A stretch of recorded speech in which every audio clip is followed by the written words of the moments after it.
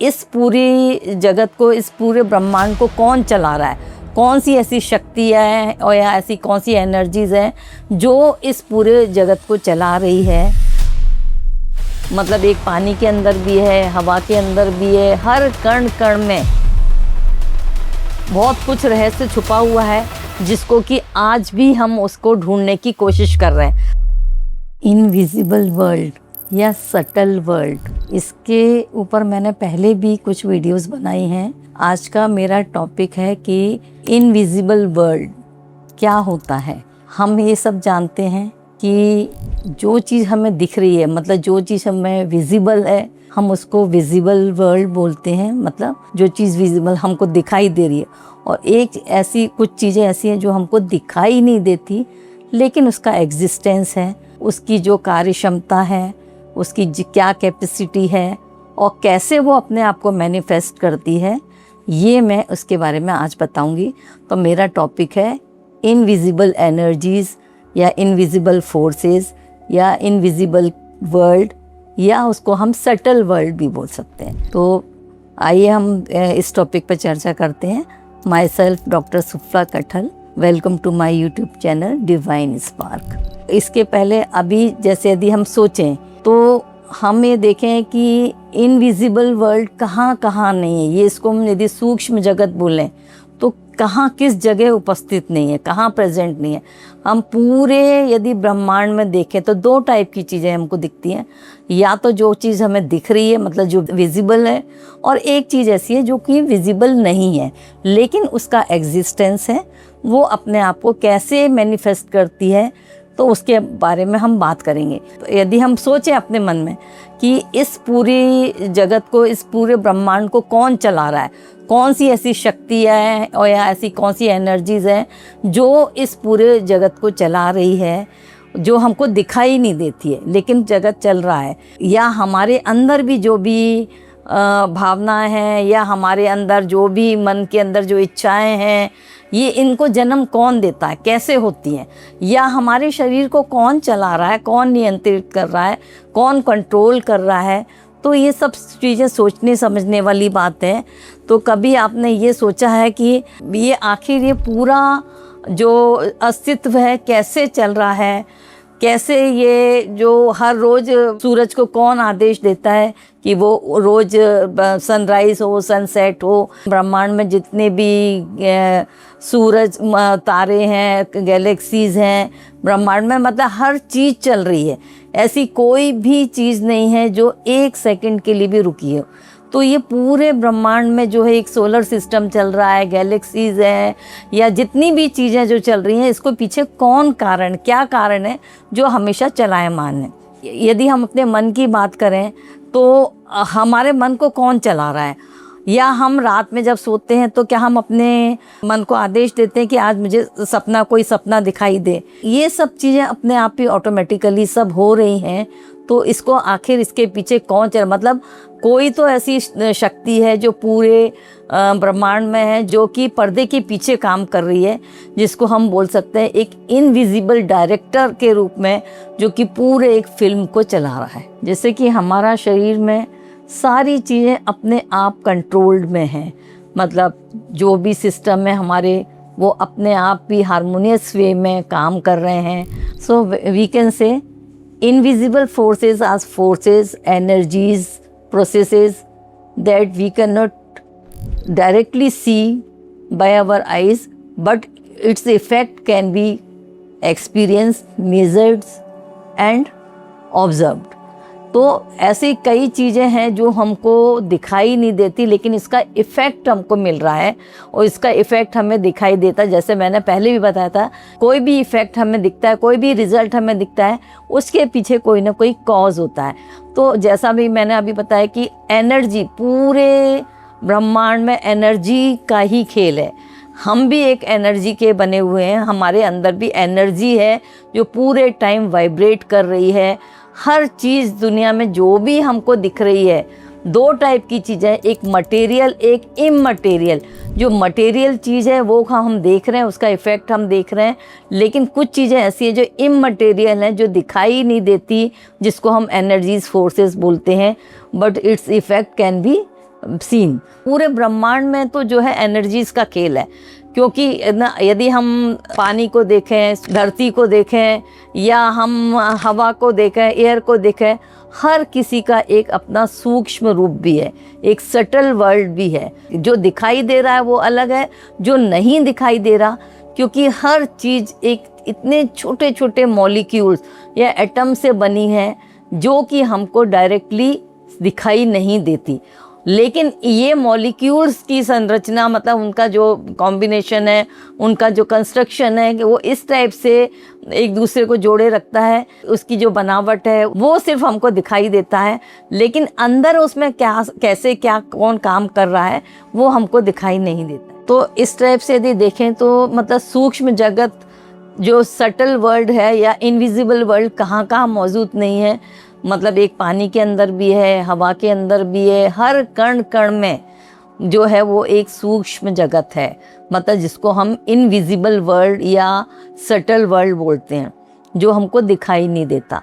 यदि ये नहीं होता तो जितने भी वायरलेस जो भी चीज़ें हैं, जो हमको उसका इफ़ेक्ट कैसे मिलता, जैसे सपोज यदि देखें तो ये हमारा जो टीवी कैसे चल रहा है, या हम मोबाइल पे बात कैसे कर रहे हैं, अब यदि हम इसमें देखें तो ये वायरलेस सारी चीज़ें हैं जो कि हमको उसके सिग्नल्स मिलते हैं। सिग्नल्स के थ्रू हमको जो है, हम जैसे किसी का नंबर डायल करते हैं और वो उससे हमारी डायरेक्ट बात हो जाती है। अब ये नंबर कैसे पहुंचा, कैसे हमारे तक आया, उसकी आवाज़ कैसे हमें सुनाई दी, तो हम ये सब जानते हैं, क्योंकि ये सारी चीज़ें हवा के अंदर जो जितने भी पार्टिकल्स हैं उसके, तो वो कैसे एक दूसरे को, मतलब वो मोशन के फॉर्म में है, वो जो है हमारे जो है वो एक जगह से दूसरी जगह ये सारी जो ट्रांसमिट होती हैं जितनी भी एनर्जीज़, ये अपने जो है वो वायरलेस फॉर्म में जब ट्रांसमिट होती है, मतलब हमारे जो उसके अंदर जितने भी पार्टिकल्स हैं वो वाइब्रेट होते हैं। हर नंबर की एक वाइब्रेशन है, हर नंबर का एक एनर्जी है। जब मैंने पहले भी इसके बारे में बात की थी, जैसे सपोज हम यदि कोई नंबर डायल करते हैं और वही नंबर हमारे को डायरेक्ट उसके थ्रू तक पहुंचाता है, उससे हमारी उस पर्सन से बात होती है। क्यों? क्योंकि हर नंबर का एक उसकी वाइब्रेशन है। जब वो वाइब्रेशन आपके फ़ोन पे, मतलब उस पर ट्यून हो जाती है, तो वो हमको सामने वाली की आवाज़ सुनाई देती है। तो इस टाइप से हम देखें कि जितनी भी चीज़ें जो आज साइंस जितनी भी काम कर रही है, साइंस की जो टेक्नोलॉजी है वो किसके ऊपर काम कर रही है, वो सिर्फ इसलिए कि जितनी भी एनर्जी इसके फॉर्म में, जैसे हम यदि देखते हैं तो कोई भी क्षेत्र हो, कोई भी फील्ड हो, हम साइंस के फील्ड में हम यदि देखें तो फिजिक्स के जितने भी जो लॉज बने हैं, या केमिस्ट्री में जितने भी जो इक्वेशंस वगैरह हैं, या बायोलॉजी में जितने भी लॉ हैं, जितनी भी रिसर्चेस हुई हैं, या जिनको हमने सच माना है कि हाँ ये ऐसा है, तो ये सारी क्यों हो रही हैं ये घटनाएं जितनी भी होती हैं। तो यूनिवर्स के अंदर बहुत कुछ रहस्य छुपा हुआ है, जिसको कि आज भी हम उसको ढूंढने की कोशिश कर रहे हैं। जैसे कि मैंने पहले भी बताया था कि हमारे जो साइंटिस्ट हैं, आज बहुत सारी चीज़ों को तो उन्होंने खोज लिया है। हमेशा जो रिसर्चेस चलती हैं, इन्वेंशन चलता है, जितने भी डिस्कवरीज होती हैं, ये हम सब जानते हैं कि कोई भी चीज़ बाहर से नहीं आई है।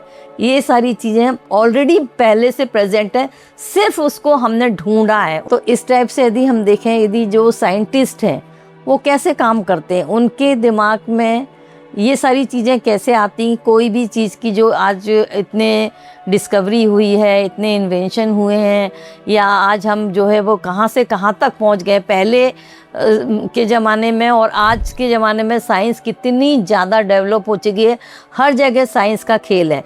तो वो कैसे, उसकी ऑथेंटिसिटी से हमें कैसे मिलती है। तो सबसे पहले तो जैसे कोई भी साइंटिस्ट है, वो भी पहले सबसे पहले कोई भी चीज़ की एक परिकल्पना करता है, एक हाइपोथेसिस होती है, कुछ वो कल्पनाएं करता है, कुछ उसके दिमाग में बहुत सारी चीज़ें जो विचार आते हैं, थॉट्स आते हैं, उसको वो देखने की, ऑब्जर्व करने की कोशिश करता है, उसको जो है वो विजुलाइज करता है कि इस तक कैसे पहुंचा जाए। फिर वो अपने उसके अंदर की बहुत सारी मेमोरीज़ हैं, या सबकॉन्शियस माइंड में उसके दिमाग में कौन सी चीज़ें ऐसी चल रही हैं जो उसको उस खोज तक लाने के लिए मजबूर करती है। तो ये इस टाइप से हम देखते हैं कि कोई भी चीज़ का ऑथेंसिटी कैसे मिलती है, जब वो पूरी तरीके से प्रमाणित हो जाती है कि ये चीज़ जो है वो हर चीज़ हर जगह लागू है, तब हम उसको जो है एक लॉ का नाम देते हैं। फॉर्मूला बनता है कोई, या कोई भी जो इक्वेशन बनती है वो पूरी तरीके से जब उसकी ऑथेंसिटी हो जाती है, पूरी तरीके से वेरीफाई हो जाती है, उसको वेरीफाई हम कर लेते हैं हर तरीके से, तब उसको हम एक लॉ का नाम देते हैं। तो यदि हम ये देखें तो ये हमारे विचार, हमारी भावनाएं, हमारी मेमोरीज़ कहाँ से आती हैं, तो ये सारी चीज़ें हमारी सजगता, अवेयरनेस या कॉन्शियसनेस से संबंधित हैं। नैनो पार्टिकल्स हैं, वो किस स्केल पे काम कर रहे हैं, वो जो है वो साइंस उसके बगैर अधूरी है, मतलब उसके बिना काम ही नहीं कर सकती थी। तो ये नैनो पार्टिकल्स कहाँ हमें दिखाई देते हैं, जैसे कि हम देखते हैं कि बैक्टीरिया, वायरस, ये छोटे छोटे जर्म्स जो होते हैं वो पूरे वातावरण में हैं। या हम यदि एग्ज़ाम्पल लें तो ये जो भी बीमारियां होती हैं हमको, हम बोलते हैं कि ये वायरल डिसीज़ है या बैक्टीरियल डिसीज़ है, तो वो हमें दिखाई तो नहीं देते हैं लेकिन हम बीमार पड़ते हैं। और सबसे बड़ा एग्ज़ाम्पल तो आपने देखा होगा कि कोविड के समय में पूरे पेंडेमिक जो डिसीज़ थी पूरी वर्ल्ड वाइड फैली हुई थी, और हर जगह कोरोना का इफ़ेक्ट हमें सुनाई दिया। मतलब हर फोमाइट्स के अंदर भी जो हमको वायरस के पार्टिकल्स मिले।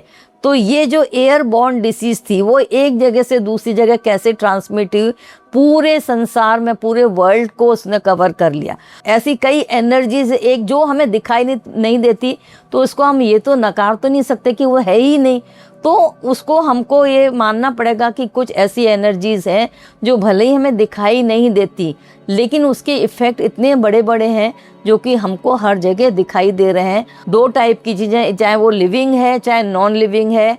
लिविंग में जो है वो एक्टिवली हो रही हैं, लेकिन जो नॉन लिविंग चीज़ है उसमें भी सूक्ष्म जगत है, उसमें भी एक उसकी भी एक एनर्जीज़ है। वो भी जैसे हम एक कोई पत्थर को भी देखें, हर पत्थर का शेप, साइज़, कलर एक दूसरे से अलग होगा, क्योंकि हर चीज़ एक दूसरे से अलग है, डिफरेंट है। तो इस टाइप से हम देखते हैं कि सारी जगह सूक्ष्म जगत, मतलब इनविजिबल फोर्सेस, एनर्जीज़ हैं जो अपने अपने लेवल पे काम कर रही हैं। यदि हम अपने शरीर की बात करें तो हमारे शरीर में हज़ारों ट्रिलियन सेल्स मौजूद हैं, लेकिन हम एक अपने सेल की एक जो है वो उसकी क्या संरचना है, क्या उसका स्ट्रक्चर है, वो हम विदाउट माइक्रोस्कोप नहीं देख सकते। वो भी बहुत ज़्यादा मैग्नीफाई करने के बाद उसको, यदि इसलिए बिना इंस्ट्रूमेंट के तो हमें ये सारी चीज़ें नहीं दिखती, तो विदाउट माइक्रोस्कोप हमको जो है वो नहीं दिखता। जैसे एक ब्लड यदि हम सैंपल लेते हैं, हमें सिर्फ ब्लड दिख रहा है लेकिन ब्लड के अंदर कितने सारे कंपोनेंट हैं। अब आप यदि ये देखें, यदि ब्लड, जब हम ब्लड चेक कराते हैं, इन्वेस्टिगेशन कराते हैं, तो हम देखते हैं कि ब्लड के अंदर जो कंपोनेंट है कोई घट रहा है, कोई बढ़ रहा है, कोई जो है वो एबनॉर्मल हो रहा है, कोई कुछ है। तो उसके कारण से क्या बीमारी हो रही है और उसके कंपोनेंट कम या ज़्यादा होने से कौन सी डिसीज़ होती है। तो एक एक चीज़, मतलब जो दिखाई नहीं देती लेकिन उसका रोल बहुत बड़ा है, उसका इफ़ेक्ट बहुत ज़्यादा हमको दिखाई देता है। तो इस टाइप से हम देखें कि हमारी आँखों को बहुत, मतलब कहाँ तक जिसकी रेंज जो है वहाँ तक हमको दिखाई देता। जैसे हम देखते हैं कि सूक्ष्म जगत तो हर जगह, पूरी ब्रह्मांड एक सूक्ष्म जगत की तरह है, मतलब इसमें इतनी सारी एनर्जीज़ हैं जो हमें दिखाई नहीं दे रही। सबसे पहले तो यदि हम अपनी आइज़ की बात करें तो एक लिमिट तक हर उसकी एक रेंज है जहाँ तक कि हमें दिखाई देता है।